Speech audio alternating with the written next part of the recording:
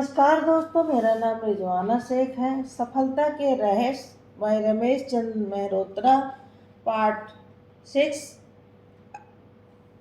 Continue करती हूँ। अकर्मणता से बचिए। मुर्गों ने अपने पंखों का इस्तेमाल करना बंद कर दिया। वे उड़ान भरने के लायक नहीं रह गए। यदि हम अपने दिमाग का इस्तेमाल करना बंद कर दें तो उसका भी यही हाल होगा। दिमाग को चलाते रहिए। एक अच्छी मशीन की तरह मशीन चलने पर ही उत्पादन करती है। दिमाग को खाली मत रखिए, वरना उसमें शैतान रहने लगेगा। खाली पड़े मकानों में अंधविश्वासियों के लिए भूत और दूसरों के लिए भाएं भाएं और गंदगी इकट्ठी होती रहती है। खाली शरीर निर्जीव होता है। आदमी का मन हो या शरीर उसका व्यस्त रहना अति आवश्यक है। व्यस्तता शारीरिक और मानसिक दोनों प्रकार के स्वास्थ्य के लिए हितकर है। शरीरांगों का या किसी गाड़ी का या किसी दुकान का गतिशील रहना ही उसमें जीवन का द्योतक है। यदि शरीरांग नहीं चलते तो गठिया नामक रोग हो जाता है। यदि गाड़ी नहीं चलती तो उसका नाम ही गाड़ी नहीं रह जाता, क्योंकि चलती का नाम गाड़ी होता है। यदि दुकान नहीं चलती तो वह ठप हो जाती है। लोग कसरत क्यों करते हैं? क्योंकि उससे शरीर पुष्ट होता है। कसरत से दिमाग पुष्ट होता है। रिहर्सल के ड्रामा सफल होता है और रियाज से गाने का स्तर ऊंचा होता है। जिन व्यक्तियों का पढ़ने लिखने का अभ्यास शून्य होता है वे कोई उपाधि प्राप्त नहीं कर सकते। आदमी जितना अधिक सोचने और अभ्यास करेगा, जितना अधिक विचारों में डूबेगा, वह उतनी ही गहराई में पहुंचेगा। मस्तिष्क को उर्वर बनाने के लिए उसका उत्थान करने के लिए उसकी घिसाई जरूरी है। चाकू की धार घिसाई के बाद ही तेज होती है।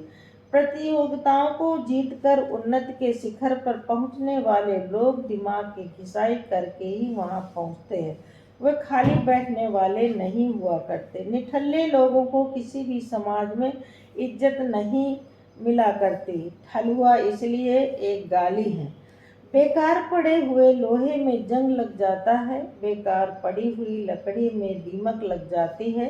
खाली यानी योजना खोखली और हल्की चीजों को पानी अपने तल के ऊपर की ओर फेंक देता है। भरी हुई चीजें ही भारी होने के कारण तय में पहुंचकर बैठती हैं। रिटायरमेंट के बाद कुछ लोग सिर्फ इसलिए जल्दी मर जाते हैं कि उनका समय काटे नहीं कटता। उनके सामने समस्या आर्थिक कम, दिन रात खाली रहने की अधिक होती है। जो लोग सदा काम में लगे रहते हैं उनकी उम्र अधिक होती है। उनके पास मरने की भी फुर्सत नहीं होती। आदमी संसार में दिमाग लेकर आया है, वह हाथ पैर लेकर आया है, खाली बैठने के लिए नहीं आया है। यदि वह अपने को गतिमान उपक्रमों के साथ संपर्क रख पाता है तथा उसका संसार में आना सार्थक है, वरना सिर्फ समय काटने का काम शूद्र से शूद्र प्राणी भी कर लेते हैं। यदि आदमी को खुद को सही ढंग से व्यस्त रखना नहीं आता तो समझिए कि वह व्यक्तिगत तौर पर खुराफाती है और सामाजिक तौर पर नकारा है। ऐसा आदमी विकास के किसी भी पहलू में योगदान न करने के कारण राष्ट्र का एक बोझ रहता है। उपर्युक्त तथ्यों से निष्कर्ष रूप में यह सीख मिलती है कि हम अपने को खालीपन का शिकार न होने दें और खाली दिमाग वालों से बचकर रहें। क्या पढ़ें क्या नहीं? यूँ तो पढ़ने के लिए लाइब्रेरियाँ भरी पड़ी हैं, चूँकि हमारी जिंदगी सब कुछ पढ़ डालने के नाम पर बहुत छोटी है। इसलिए क्या पढ़ना है क्या नहीं इसका चयन करना बहुत जरूरी है। कहा तो यहाँ तक जाता है कि यह जानने की तुलना में कि हमें क्या पढ़ना चाहिए, या जानना बहुत ज़रूरी है कि हमें क्या क्या नहीं पढ़ना चाहिए। एक छात्र बुद्धि से बहुत अच्छा था और पढ़ता भी था, लेकिन परीक्षाओं में अपेक्षा से काफ़ी कम अंक पाता था। कारण सिर्फ यह था कि वह अपने पाठ्यक्रम के हिसाब से अगर 20 पूर्णांकों के लिए एक किताब पढ़ता तो 5 पूर्णांकों के लिए 4-5 किताबें पढ़ता। अपनी रुचियों की दृष्टि से उसमें पर्याप्त ज्ञान था, पर उपाधियों की दृष्टि से उसका ज्ञान उसके काम नहीं आया, उसे अच्छी नौकरी नहीं मिल पाई। एक साहब के सामने समय काटने की समस्या है। वे दिन रात जासूसी उपन्यास पढ़ते रहते हैं। उनके लिए अन्य संपूर्ण साहित्य बेकार है। दूसरे साहब जासूसी क्या, ऊंचे से ऊंचे साहित्यिक उपन्यास को भी हाथ नहीं लगाते। उनका कहना है कि जितने समय में एक उपन्यास पढ़ा जाता है, उतने समय में वे अपने काम के 3-4 दर्जन लेख पढ़ लेते हैं। दरअसल आपको अपनी आवश्यकता और लक्ष्य को देखते हुए ही यह निर्धारित करना होता है कि आपके लिए क्या पढ़ना उपयोगी है और आपके पास उसके लिए कितना समय है। जो लोग पढ़ने लिखने के प्रति गंभीर होते हैं, वे सिर्फ अखबार के समाचारों तक ही सीमित नहीं रहते। आप अपने विवेक से निश्चित रूप से यह निर्णय कर सकते हैं कि आपको क्या क्या पढ़ने से आपका समय बर्बाद होता है। एक स्थापित साहित्यकार है जो किसी पत्रकार के मिलते ही उसकी विषय सूची को पढ़ते हुए उन शीर्षकों को टिक कर देते हैं जिनसे उन्हें आगे मतलब होता है। पत्रिका के शेष सारे शीर्षकों के पृष्ठ उनके लिए बेकार होते हैं। यहाँ तक तो समझ में आता है कि दैनिक समाचार पत्रों में कुछ लोग स्पोर्ट्स वाला पृष्ठ छोड़ देते, कुछ शेयर बाजार वाला छोड़ देते, कुछ फिल्मों के विज्ञापन वाला छोड़ देते और कुछ कविता और कहानी छोड़ देते। पर जो लोग अत्यंत महत्वपूर्ण स्थल पर छापा जाने वाला आधी लाइन का नीति वाक्य छोड़ देते हैं, उनसे भगवान बचाए। पते की एक बात और कि जैसे आवारा और बचलन दोस्तों की सोबत में रहने वाले बच्चे अक्सर बिगड़ जाया करते हैं, वैसे ही घटिया लेखन को पढ़ने वालों के विचार भी घटिया होने लगते हैं। आप क्या पढ़ते हैं और क्या छोड़ देते हैं, इसके लेखे जोखे से आपकी जन्म कुंडली बनाई जा सकती है। सामान्य भी और मंगली भी। प्रत्येक व्यक्ति से सीखना। कोई भी 2 व्यक्ति बिल्कुल एक जैसे नहीं हो सकते, जिसका मतलब है कि हर दूसरे व्यक्ति में कोई न कोई बात अन्य से भिन्न होती है। उसका वातावरण और स्वभाव भिन्न होता है, उसके संपर्क और अनुभव अलग अलग होते हैं। बस यही इस तथ्य का आधार छिपा है कि हम प्रत्येक व्यक्ति से उसके अनुभवों के ऐसे अंश ग्रहण कर सकते हैं जिन्हें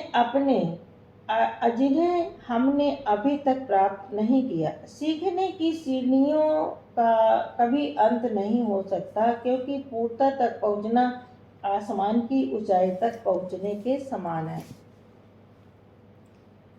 एक उदाहरण लें, किसी युवक से कोई वयोवृद्ध भी वे सारी बातें सीख सकता है जो युवक के भिन्न व्यवसाय या सेवा से संबंधित हों, जो युवक के भिन्न अध्ययन से संबंधित हों, जो युवक के जमाने से संबंधित हों और जो युवक की अपनी दुनिया से संबंधित हों। तो हर आदमी में कुछ अच्छाइयाँ होती हैं, क्योंकि कोई भी आदमी 100% बुरा नहीं हो सकता, लेकिन हम अधिक बुराइयों वाले से भी बहुत कुछ ले सकते हैं। हमें कितनी ही शिक्षाएं बुरे लोगों के द्वारा किए गए कामों के दंड स्वरूप उन्हें मिली सजाओं से मिलती हैं।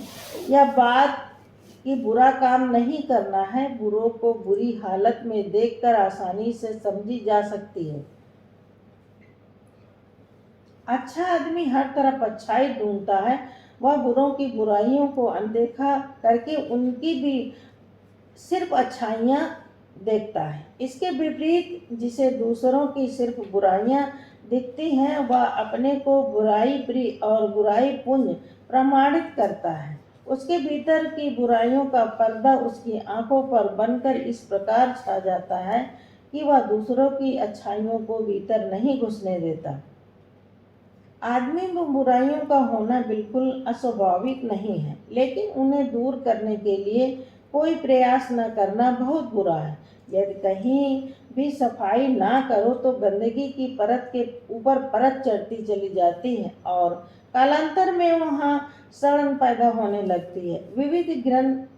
विविध धर्म ग्रंथों में जगह जगह होने वाले प्रवचनों में, चिंतन संबंधी प्रसारणों में, संत महात्माओं की जीवनियों में, सुविचारों और अनमोल वचनों से संबंधित लेखों तथा सूक्तियों में यही संदेश निहित रहता है कि आदमी को स्वयं और समाज के लिए अधिकाधिक अच्छा बनने की आवश्यकता है।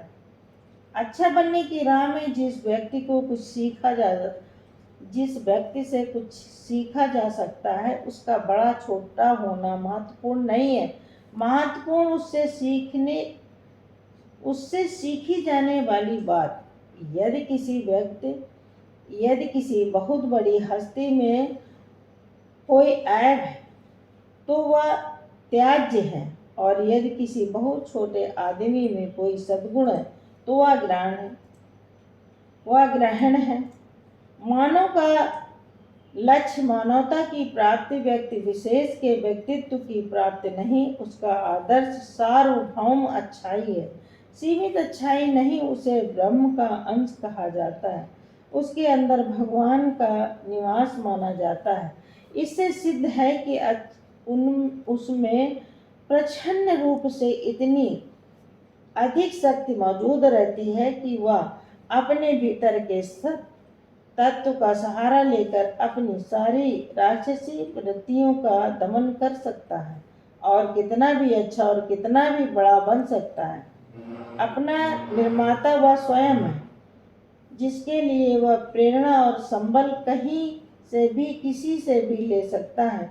यदि हर व्यक्ति से कुछ लेने और सीखने का रास्ता खुला रखे तो उसकी उपलब्धियों की कोई सीमा नहीं रहेगी। Thank you.